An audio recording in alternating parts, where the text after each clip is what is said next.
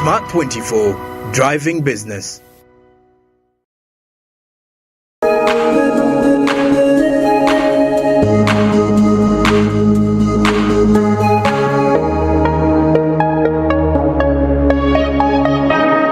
Welcome yet again to another episode of Women in Business. This is Doreen Kemcha, and this is Women in Business on Smart 24 TV. Now, Women in Business is very keen on not only sharing the inspiring journeys of women, but it's very keen on mentorship and linkages to resources. Today we have a very interesting topic. It's going to talk about the legalities that business women should be keen on. And to take us through this, giving us insight and giving us all the much needed attention for this particular topic, we have Fiona Wall, Mrs. Fiona Wall. She's very acclaimed, Senior Counsel, President Emeritus, Uganda Law Society, former Head of Legal, National Water, founder of Fidelis Leadership Institute, and also Senior Partner, Nabasa Law Chambers. Fiona, you're very welcome to Women in Business. Thank you, Doreen. I'm happy to be here. You have quite a long list of titles where we don't even know where to start. You continue to do great things out there, and we're very proud of you as Women in Business. Thank you. I'm honored. Yes, I'm honored to serve. And they're not titles, they're just opportunities to serve. I know. Yes. Well, we're rooting for you as well. Now, UNFPA in 2016 released a report saying 1 in 5 women in Uganda get to experience GBV.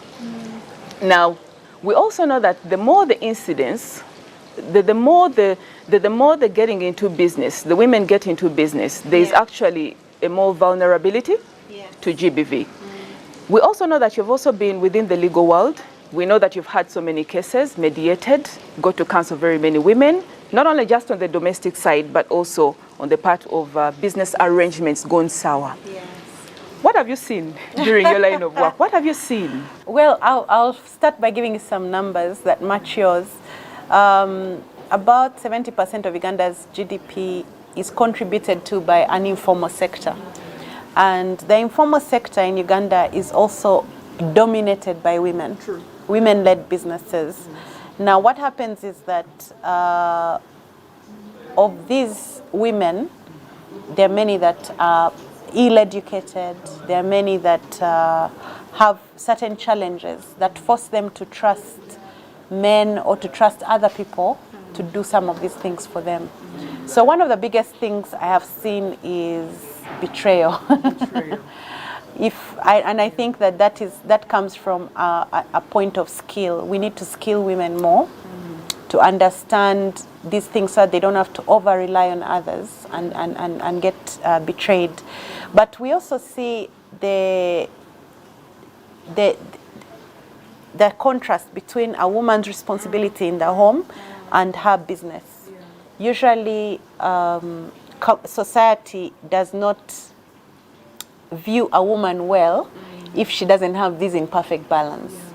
And some people in our families will view the job or the business as competing with the children. Yes. But we have to realize that there are a lot of, if you look at Uganda's last census, there are a lot of female-led homes. Women have been forced to go out there and work. There are even homes where the husband is there, but he's not providing. So you find that the children need school fees, they need fees, rent needs to be paid, so the woman goes out and works. But women are very industrious and usually they prosper.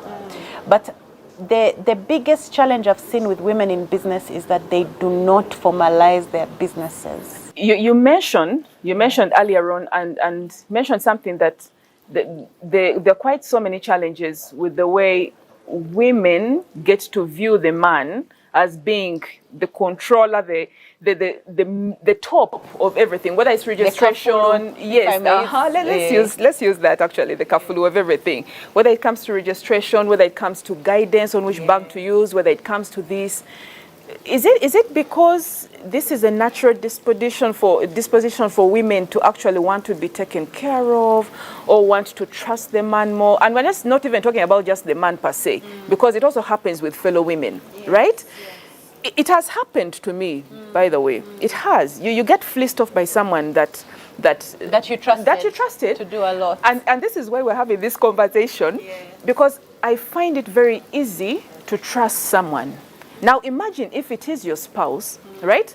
And the person has probably given you, I don't know, capital, or is you're getting into business together, and then all of a sudden you're like, you know what? First wait, let's first draft this contract and have this agreement spelled out. Okay, you're this shareholder, I'm this shareholder.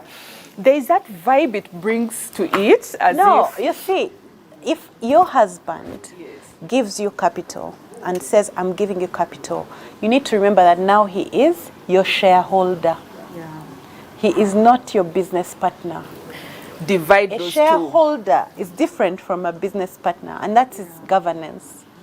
At the Fidelis Leadership Institute, we're teaching women governance. We're teaching different organizations about how to manage your organization.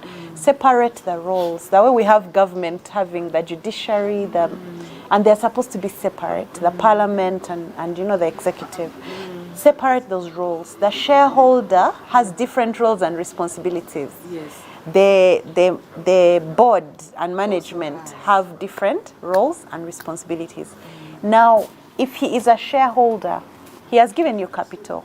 The first thing you should do, and I want to encourage women, do not be afraid of getting professional help. Please look into that camera. And just from the very beginning, let's get down to the brass tacks. Let's get down to this. Just stress it, please. Okay. Do not be afraid of getting professional help. Yes, women do like to get support. It's okay. It's a feminine trait we were born with. We'll not fight it.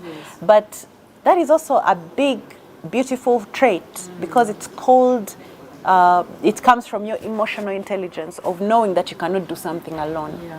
And they tell you that good CEOs are the ones who know how to place the right people in the right places to do work. So do not blame yourself if you're getting people to help you. But are you getting people with skills, or are you getting people who might fleece you? Are you getting ethical people? Are you getting people you have trained, And are you supervising? They say that even if you ask someone to do something, put your eyes on. So if your husband has given you capital, let's look at this scenario. He is investing in you. He is trusting you. Come up with a business plan. Be formal. Ask your friend who did accounts. I'm sure in your network, women network a lot. That gym where you go, or the market where you go, or that fellowship, that sale. But there must be a woman who understands all this literacy, financial classes. literacy. You can even go on Google and say, how do I do a business plan? Now, this business plan is going to tell you, I'm going to make this much in the first year. And I always tell people, if this guy gave you money and you did not agree that he should co-own the business with you, then give him a plan on when you're paying him back. Give him a plan pay him with when interest, because capital is an investment, and the payment for capital is interest. Yes. So especially if it's like a loan, you know what I mean? If it's capital, of course, there's the return on investment. That will be the payment for capital. What about if it's a gift? If it's a gift, is it a gift? Specify. Yeah, but you see, we have these things, and we're human. Yes. I'm going to give you a gift of 20 million, and then 2 years later, you'll be making 20 million a month from that gift. And then I might feel like... This is why... So I want people to formalize this relationship. Fiona, this is why it's very important. We are coming out with, especially within this conversation, with all the different sources that we know women in business sometimes, and we're not even just saying all the women in business, because it could be legal, financing, it could be those gifts from a husband or a friend. I'm not saying come out with an agreement. I'm not saying come out, I'm saying first seek advice. If you are going to go into a business of selling tomatoes, first go to the tomato seller and find out what are the risks in this business. Then ask if your husband gives you 20 million for capital for tomatoes, you tell him it's a bit too much. I just need one. Also, that's the thing that we women have. that when the man offers you, you want to also make money off the capital. Yes, you know, yes. Be honest and respect him. Men like logic. They want you to argue with them from a point of information. Do your research. Ask him, is this a gift? Is it a, you know? Yeah. But if it's a gift, it's okay. Yes. But also you have it in your heart that after 3 months, I am going to gift him back. They're not freebies. Yes, There are no freebies in life. I think people need to know that there are no freebies in life. He has given you, we all know that, and I'm talking from a perspective of a lawyer who has seen how things can go wrong. He has invested in you. Yes, you cook for him every day, you do stuff for him. So as a reward, you can choose that maybe I will find a way of paying him back, or my first return on investment that's huge, maybe I'll buy him something and say thank you, or I will make sure I am the best wife this man has, so that he doesn't regret that he invested in me. So choose. But at the end of the day, this man should be rewarded for also gifting you. It's a give or take. You know, But sometimes we take these things like we are entitled to them. This is why I would want that there could be some formally, you know, binding agreement. That's what I've said. Yes. That because people change. If the man gives you capital, are you listening? Yes. Go into your books. Remember, I've told you to use professionals. Ask someone to give you. There are even accounting apps now that you can just download on your phone if you have a smartphone, or you can ask your friend to teach you how to. There are these cash books. Do a cash book. Let's put in the entry. He gave me 2 million on December 4th. Huh? Then you put that in 4 months, I will have made this 2 million back. Try and, when it's ready, I'm testing you women, when it's ready, put some interest on it, take it back to the mwami and say, mwami, you did me a solid. Here, I'm giving you some money back.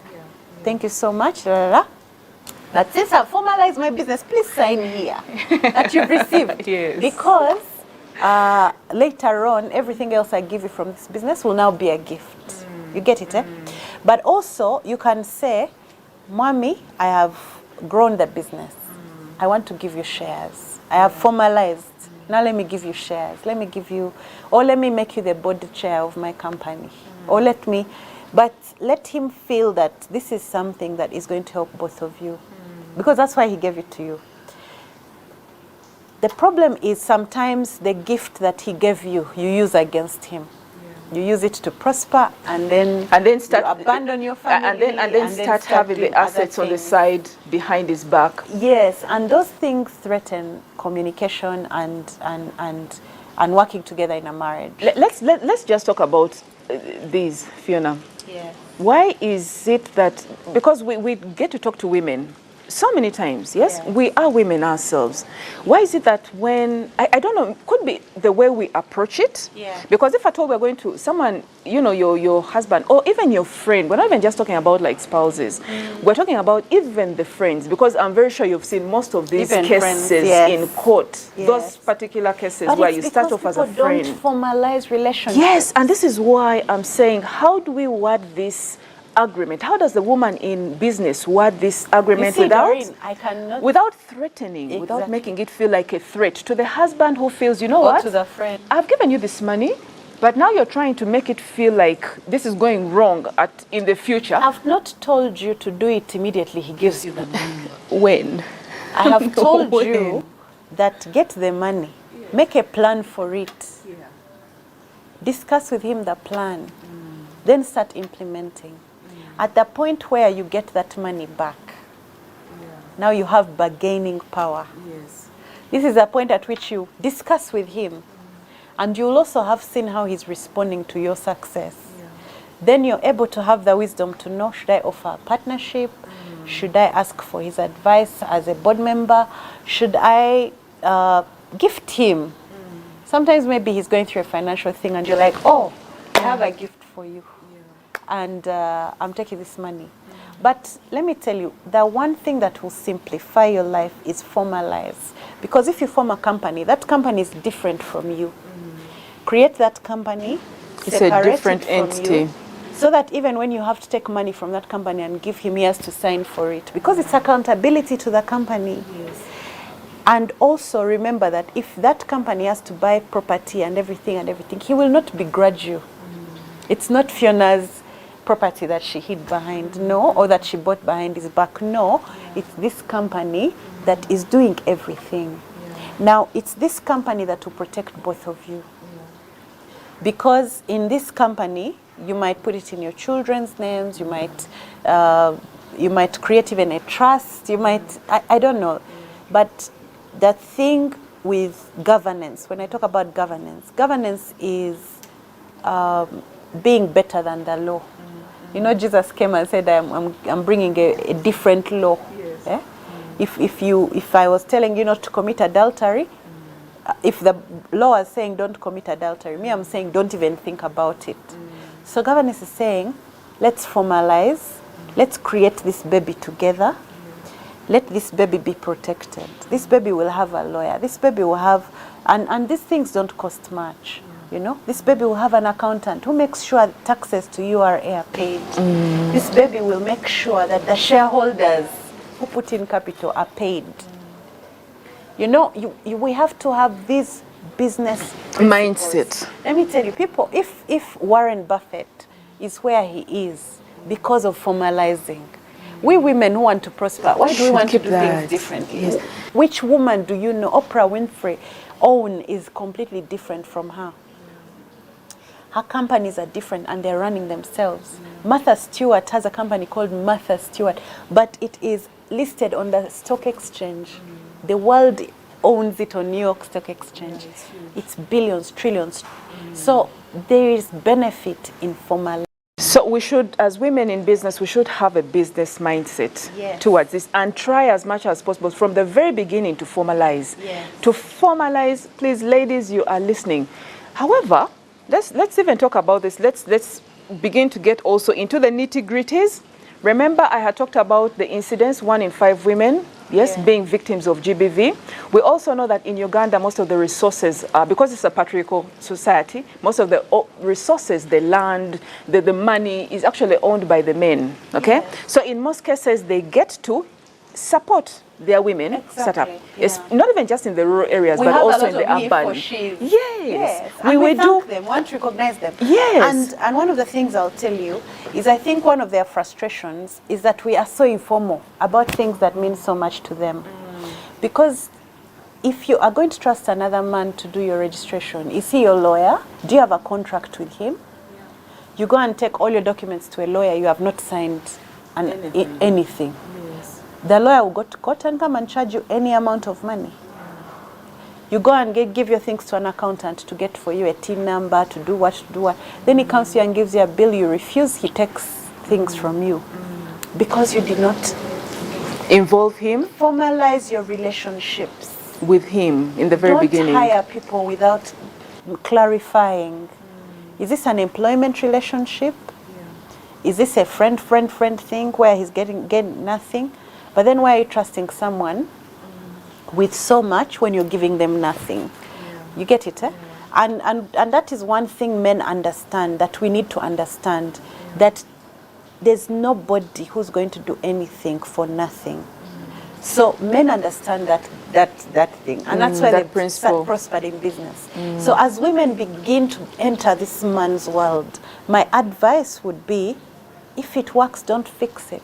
Use the methods men have used for centuries, because they also started out informally and they got problems. So they're formalizing. What about you formalize? What about that sentiment that men normally use? And this has happened not only just in the rural areas, but also in the urban areas, whereby the men say, you know what, if my woman gets into business, yes, if my wife gets into business, they become big-headed. Yes, they want to show off. They want to show me, yes, as the man that they are in charge. But what about the attitudes? But is that sentiment in the did it come out of nowhere? Did it come out of, exactly. It did not. Did it come out of nowhere? It did not come out of nowhere. Yes. By the time this man says this, there's something, there's some fire, there's some smoke. Or something in their past. Just the way we know that, if I hire a hot housemaid, my man will be. It's not that your man was loose like that, but there was something in the past. Yes. There's no smoke without fire. So let's not take these things personally, women. Let's answer the man's fears. He's afraid that when he makes you powerful, you will float. So you need to show him that even when you are powerful, he is still the man in your home.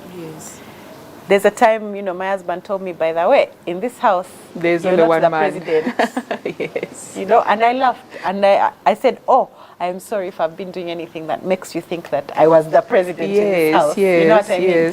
So we need to have honest conversations.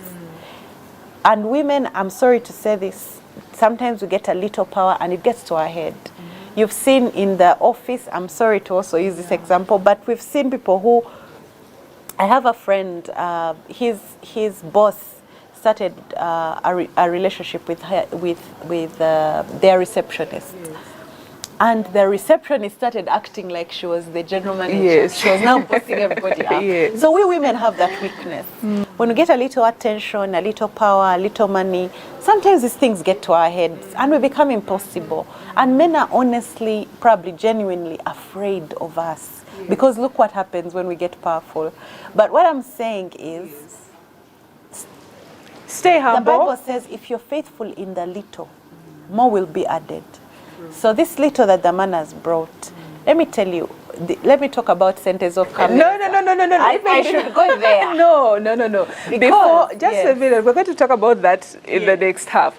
But however, I love the fact that we have these candid conversations because so many people beat about the bush with them. When I was talking about gifts, yes, someone, laughed, yes, gifts, but that's the reality. Yes, some women in business have started off, yes, as with gifts, and others have had to borrow money. Others have started off with support from their spouses, others with support from their sisters and the brothers and friends. How do they make sure that they start off on a good note? Right? How do they make sure? But also the reality about the attitudes. The attitudes are behind quite a lot of fragile business relationships. They're worth talking about. Sente Zakameza, we're coming to talk about that. Let's take a quick break. This is Women in Business.